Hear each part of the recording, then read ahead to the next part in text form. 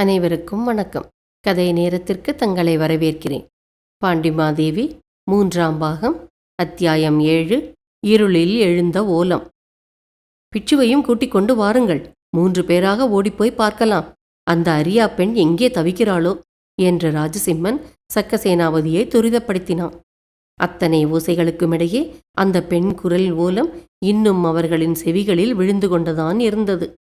ஓர் உயிரை காப்பாற்ற உதவும் திருப்பணியில் இந்த ஏழையின் உடல் எந்த விதத்தினாலும் தன்னை இழக்க தயாராயிருக்கிறது என்று கூறிக்கொண்டு தாமாகவே எழுந்து வந்தார் புத்தபிட்சு.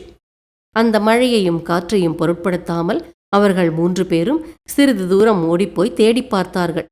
அதற்கு மேல் ஓடுவதற்கு பாதையே இல்லை. ஏரி உடைப்பெடுத்து குறுக்கே பாய்ந்து கொண்டிருந்தது. இனி நம்மாலாவது ஒன்றுமில்லை, அவளுக்கு வகுத்த வினையின்படி ஆகும் என்று சொல்லிக்கொண்டே திரும்பி நடந்தார் பிட்சு. அவர்களும் திரும்பி நடந்தார்கள். பிட்சு மறுபடியும் நிம்மதியாக தூங்கினார். பாம்பு பயத்தை மறந்து சக்கசேனாதிபதி கூட தூங்கத் தொடங்கிவிட்டார்.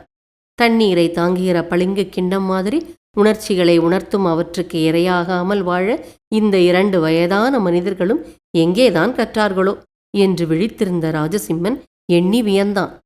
அந்த பெண்ணின் ஓலம் நின்றுவிட்டாலும் கேட்டுக்கொண்டே இருப்பதாக விழித்திருந்த அவன் செவிகளுக்கு பிரமை உண்டாயிற்று.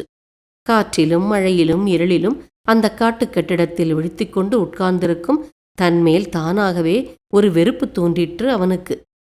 மழை பெய்த ஈரமண்ணில் அனுபவமில்லாத சிறு பிள்ளை விளையாட்டுத்தனமாக கீறி வைத்த அரைகுறை சித்திரங்கள் மாதிரி இருக்கிறது இதுவரை நான் வாழ்ந்த வாழ்க்கை. வாழ்வின் உணர்ச்சிகளில் ஒன்றிலாவது முழுமையின் ஆழத்தை பார்க்கவில்லையே. பொறுப்பில், வீரத்தில், வெற்றியில் எதிலும் முழுமை தெரியவில்லையே. அன்பு அல்ல காதல், காதல் அல்ல பாசம், இவற்றில் கூட முழுமையாக வாழவில்லை நான். எத்தனை நாட்களை இப்படி கழிக்க முடியும்? கல்பகோடி காலம் வாழ வேண்டாம், ஒரு திங்கட்காலம் வாழ்ந்தாலும் ஏதாவது ஒரு உணர்ச்சியில் முழுமையாக தோய்ந்து வாழ வேண்டும்.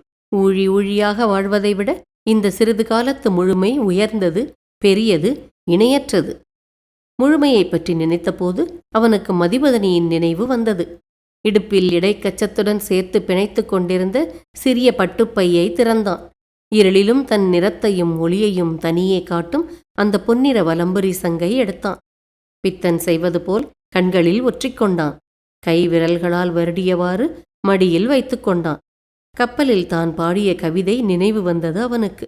உணர்ச்சி துடிப்பை சொற்களின் நளினமாக்கிய விந்தையை நினைத்த போது மட்டும் மனதில் முழுமை தோன்றுவது போலிருந்தது அவனுக்கு. அரசாட்சியையும் வெற்றி தோல்விகளையும் எண்ணி பார்த்தபோது அவன் உணர்ச்சிகளில் முழுமை தோன்றவில்லை. அருமை அன்னையும் மகாமண்டலேஸ்வரரும் தன்னிடமிருந்து எதிர்பார்த்த கடமைகளை நினைத்தபோது அவற்றில் முழுமை தோன்றவில்லை. ஏனென்றால் அந்த கடமைகளை அவன் இன்னும் நிறைவேற்றவே இல்லை. இடையாற்று மங்கலத்தின் அழகிய சூழ்நிலையில் குழல்வாய்மொழி என்ற பெண்ணோடு பழகிய பழக்கத்தை நினைக்கும் போதும் முழுமை ஏற்படவில்லை. மதிவதனி என்ற பெண்ணை சந்திக்க நேராமல் இருந்தால் ஒருவேளை இடையாற்று மங்கலத்து அழகியாவது கனகமாலை என்ற பேரிழில் நங்கையாவது அவனை கவர்ந்திருக்கலாமோ என்னவோ. வெள்ளத்தில் பழைய தண்ணீர் அடித்துக்கொண்டு போகப்படுகிற மாதிரி அவன் மனத்தின் அரைகுறை நினைவுகளையெல்லாம் மதிவதனி என்ற முழுமை இழுத்துக்கொண்டு போய்விட்டதா, அல்லது அந்த முழுமையில் அவன் மூழ்கிவிட்டானா? பார்க்கப்போனால் முழுமையான வாழ்வு என்பதுதான் என்ன? என்னை போல அரச குடும்பத்தில் பிறந்தவனுக்கு போர்களும் அவற்றில் வெற்றி வாகை சூடுவதும் தான் முழுமையான வாழ்வு என்று அரசியல் அறம் சொல்லலாம். அப்படி சொல்வது இதற்கு இலக்கணமாக இருக்கலாம்.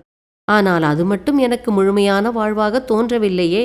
முழுமையாவது மண்ணாங்கட்டியாவது. அரசனாக பிறந்தால் என்ன, ஆண்டியாக தோன்றினால் என்ன?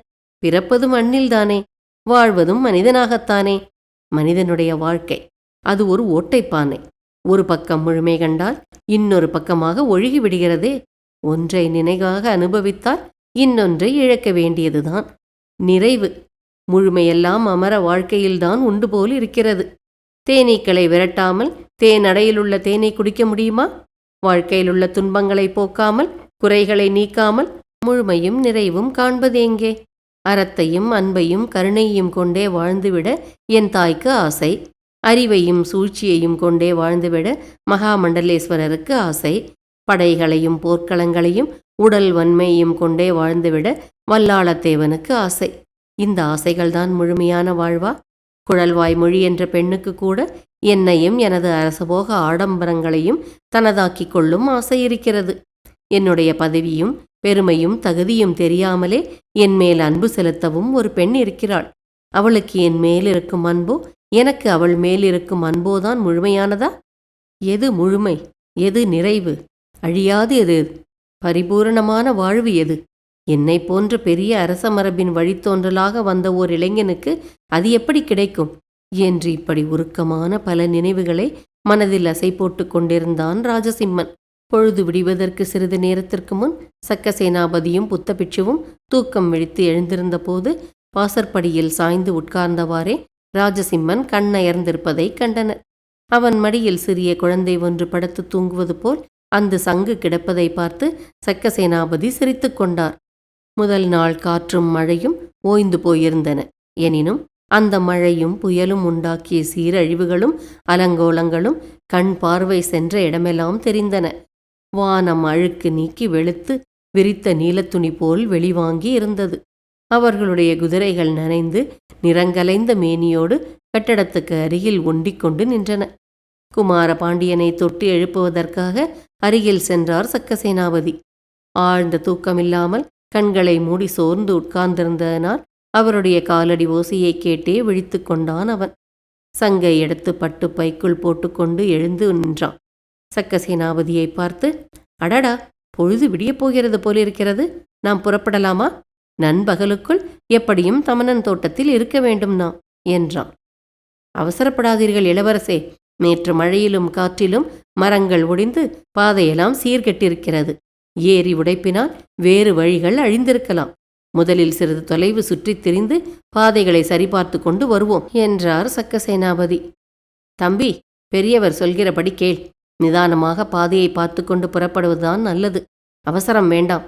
நானும் உங்களோடுதான் வரப்போகிறேன் என்று புத்தபிட்சுவும் கூறினார்.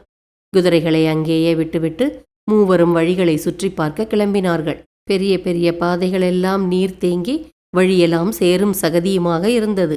ஏரி உடைத்து கொண்டு பாய்ந்தோடிய நீர் பிரவாகம் சில இடங்களில் பாதையை பயங்கரமாக அறுத்து குடைந்திருந்தது. காற்றும் மழையும் கொண்ட கோபத்திற்கு ஆளாகி அந்த காட்டின் அமைதியான அழகு தாறுமாறாகி தோற்றமளித்தது.